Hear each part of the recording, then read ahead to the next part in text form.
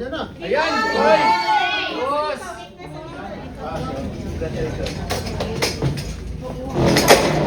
Senator Bongo. Morning, Sen. Hi, Sen.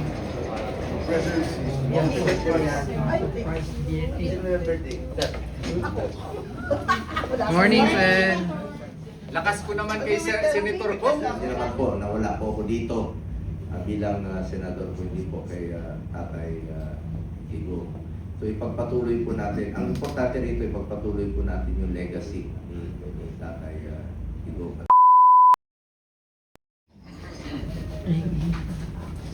Ayan na. Ayan na. Ayan! Hoy! Boss! Bossy.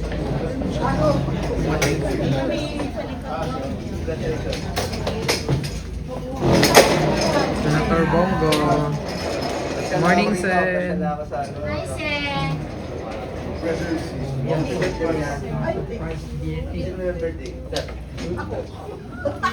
Morning, Sen. Bon ka. Ikaw may mapirma. Okay. Dito, wait na yan. Lakas ko naman kay Senator Kong.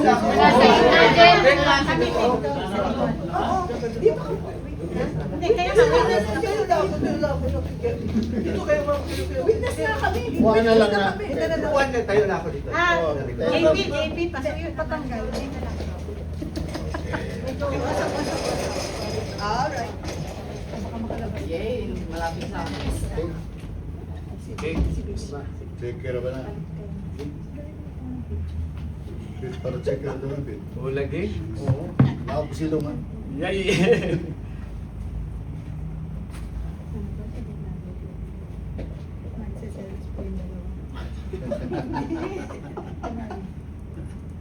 Okay. Talig ka na sa Pilipinas. Ayan, harap niyo po. Yes. Yes. Yan.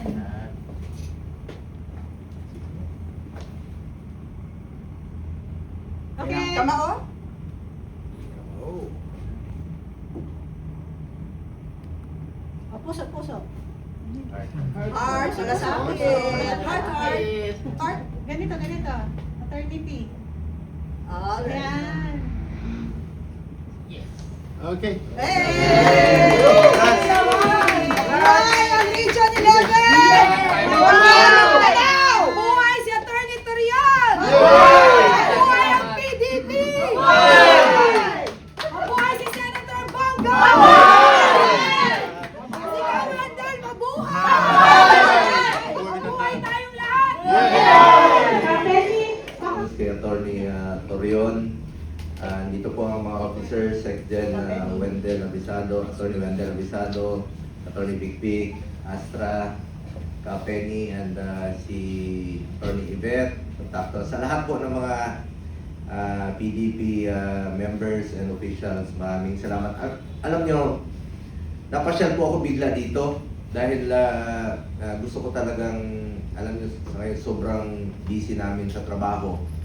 At kami yung talagang bugbog sarado, di ba? Alam niyo naman po siguro yan. Lalo-lalo na po sa Senado, kami yung minority. Bugbog kami sa lahat. Politika. At sabi ko naman, bilang miyembro po ng PDP since 2015 at inyong auditor, patuloy po akong sumusuporta sa PDP at pakiusap ko lang sa inyo, sa lahat ng mga bagong miyembro, palakasin pa natin ang PDP. Kung paano po ito pinalaki ni Tatay Digong noon, sana palakasin pa natin ngayon. Alam niyo, politika ganun eh. Yung panahon ng hindi pa nakaupo si Tatay Digong, konti pa lang talaga tayo. Nung nakaupo na siya na yung presidente, marami nang gustong sumama. Nung umalis naman siya, hindi pa tapos yung kanyang termino, wala na, iniwan na tayo, iniwan na kami, o konti na lang. Pero pinakita natin nung midterm, kahit sino na lang yung naiwan sa atin, pero nakikita nyo kung sino talaga yung mga loyal na nagpaiwan sa PDP. At na-prove natin, kahit kukonti na lang tayo nung midterm, napanalo po natin. Nakadalawang number one senator tayo. 2022 at 2025, sa baba tayo, sa tao tayo. Doon tayo sa tao. Mahalin po natin ang ating kapwa Pilipino. At nakikiusap po ako sa lahat ng PDP members at sa gusto pang sumali sa PDP. Unahin po natin yung pagsiservisyo sa ating mga kababayan. Ang gulo po ng politika ngayon sa buong Pilipinas, sobrang gulo. Ang isa sa aking pinagdadasal, unang-una syempre, balik na rin po si Tatay Digo sa ating bansa. Nalulungkot po ako. Alam niyo naman, for 24 years, sobra pa sa tatay ang turing ko sa kanya. Wala na po akong naging tatay araw-araw, kundi po siya. Sa araw-araw kami magkasama. Talagang nalulungkot po ako, na-depress po ako sa pagkawala ni Tatay Digo. Para po ako nawala ng totoong tatay. Gaya rin po ninyo na nawalan din po tayo ng ama na naglingkod naman po sa atin ng buong puso. Yun po ang aking wish ngayon, pinagdadasal makabalik si Tatay Digong at makabalik na po sa normal na pamumuhay ng bawat Pilipino. Sana makafocus na tayo sa pagsiservisyo. Yung serbisyong Duterte po, tatak Duterte noon pa po. Yun lang. Tulungan lang po tayo mga PDP members. Once again, congratulations sa Tony Torreon. Sa Mindanao, palakasin mo pa ang ating mga anay doon, yung mga miyembro natin. At unahin mo yung pagsiservisyo sa ating mga kababayan. Yun naman po inaantay ng tao ngayon, makapag-servisyo tayo ng maayos at makabalik sa normal na pamumuhay. Salamat rin po sa ating mga officers, no? Si Senator Robin, of course, si Acting President Mayor Baste Duterte, at sa buong pamilya Duterte, of course, VP Inday Sara Duterte. Alam niyo naman po na wala po ako dito bilang senador, kundi po kay Tatay Digo. So ipagpatuloy po natin, ang importante rito, ipagpatuloy po natin yung legacy ni Tatay Digo. At huwag po natin kalimutan ay patuloy pong ipagdasal po ating mahal na Tatay Digo. Alam ko nalulungkot rin po kayo, pero huwag po tayong mawala ng pag-asa. Diyan po ang PDP, habang nandiyan po ang PDP, may pag-asa po tayo.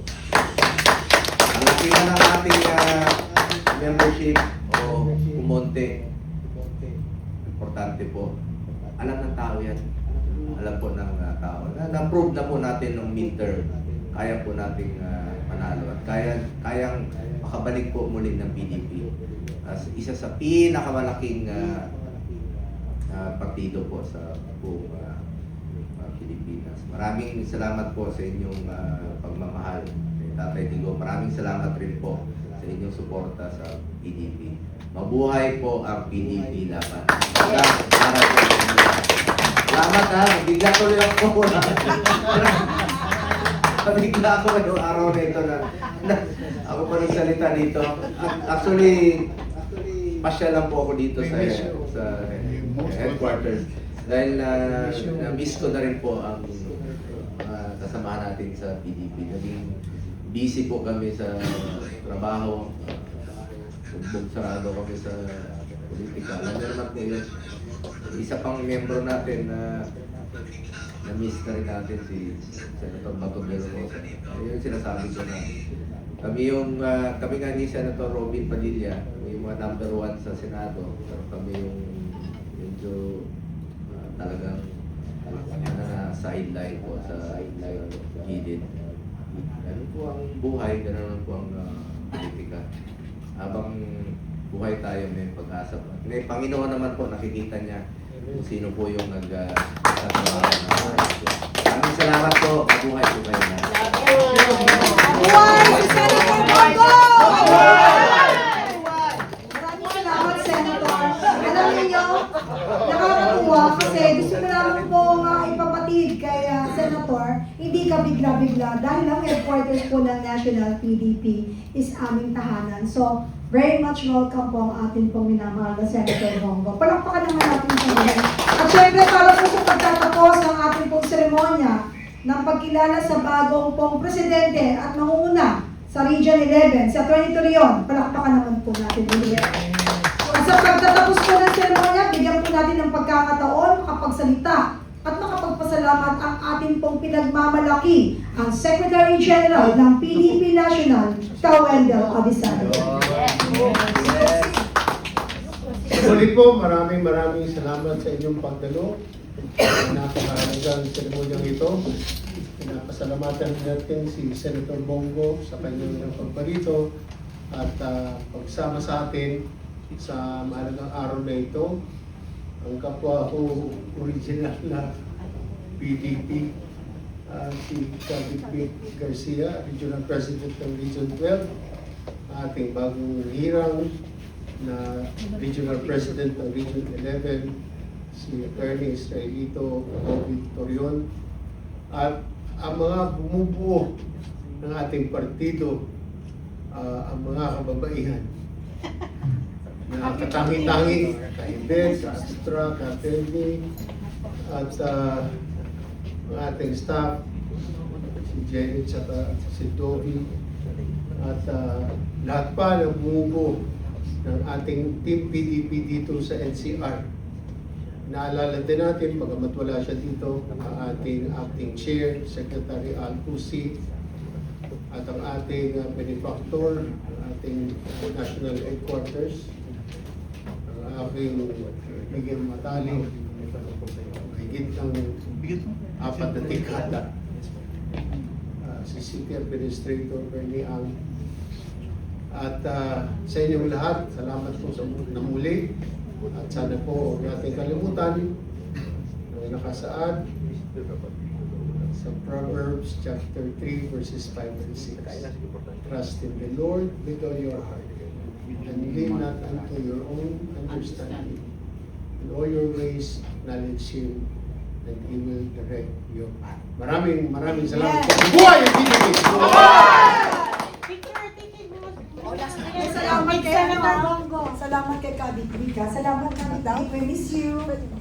Kita-kita tayo na po. Isang picture na. Hello, TikTok na si Sen eh. Sen, mag-TikTok tayo, Sen. Big, picture mo lang. Dalawa ka. Wala na. Natatapan si Lito. Kuya King, patagtagin mo yung ano. We are... Kamay. Kamay. We will lock you. Okay po.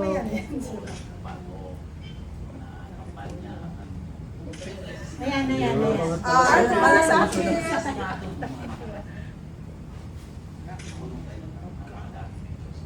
Dabi, punta ka dito, dyan kami para kasama We will walk here. Dito na. Dabi, dyan na po kayo. Wala na. Dyan na kayo. Bigyan na